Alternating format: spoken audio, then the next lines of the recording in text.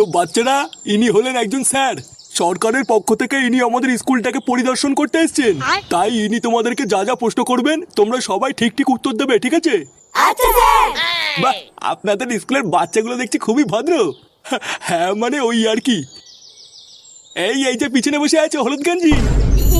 মানে আমি স্যার? হ্যাঁ তুমি। তুমি এইসব স্কুলে কি ড্রেস পরে এসছো? তোমার স্কুলের ড্রেস কোথায়? এই গান মেটাতে এত লোকের মাঝে তুই না, শুধু আমাকেই দেখতে পেলো। মানে স্যার, আসলে আমার স্কুলে জামা প্যান্ট নেই তো, তাই বাবা বলেছে কালকে নিয়ে আসবে।